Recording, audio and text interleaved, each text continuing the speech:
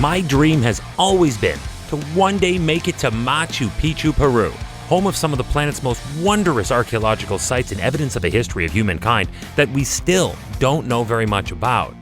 Hi, I'm Chris May, writer, producer, and host of This Day in Weather History, now in its second year from the Weather Network in Canada.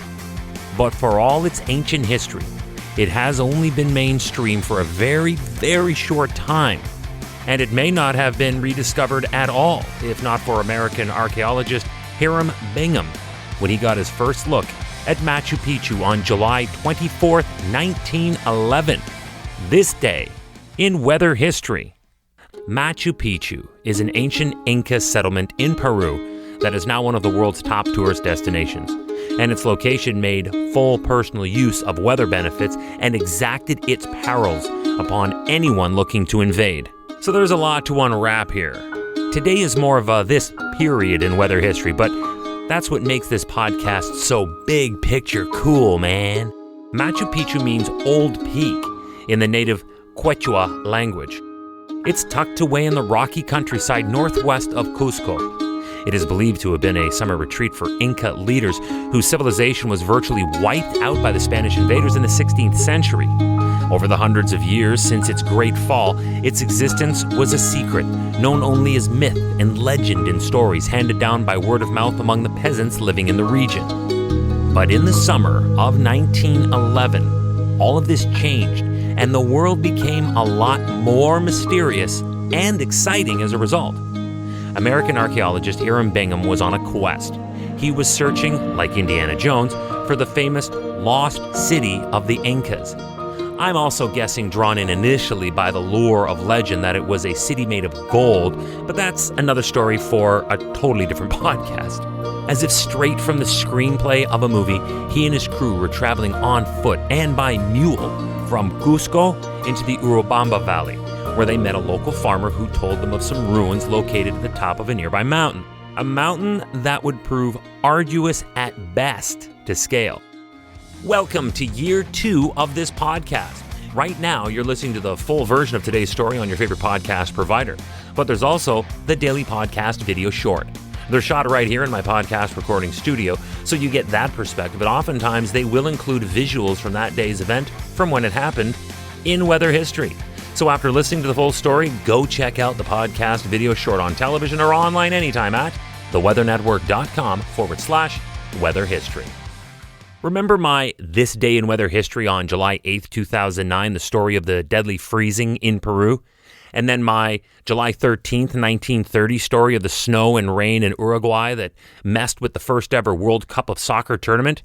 Well, we're back in South America, and we're back in the winter months, and this is one of the steepest verticals any of these explorers have ever likely tried to navigate. It was a tough climb to the mountain's ridge in terribly cold and drizzly weather. However, despite the weather playing its role of enemy to any intruder, the next day, July 24th, 1911, this day in weather history, Bingham got his first glimpse of the intricate network of stone terraces marking the entrance to Machu Picchu. The lost city of gold had been found by the Western world at last. But this natural wonder of the world does come with plenty more weather hazards. Heavy rainfall is the leading cause of flooding, mudslides, landslides, and soil erosion. Terraces reduce the incidence of soil and water running down the mountain by the addition of layered stones, sand, dirt, and topsoil. For this reason, the worst time to visit Machu Picchu is from December to March during their summer months, because then it is classified as their wet season. The heavy precipitation can force a closure of the trails as well as roads that lead to the mountain from Cusco due to the potential for flooding, the mudslides, the landslides, and everything else I mentioned earlier.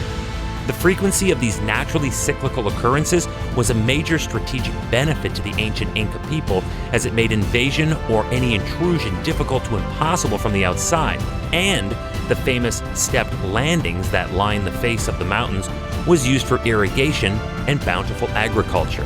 And this goes back to what I said at the outset.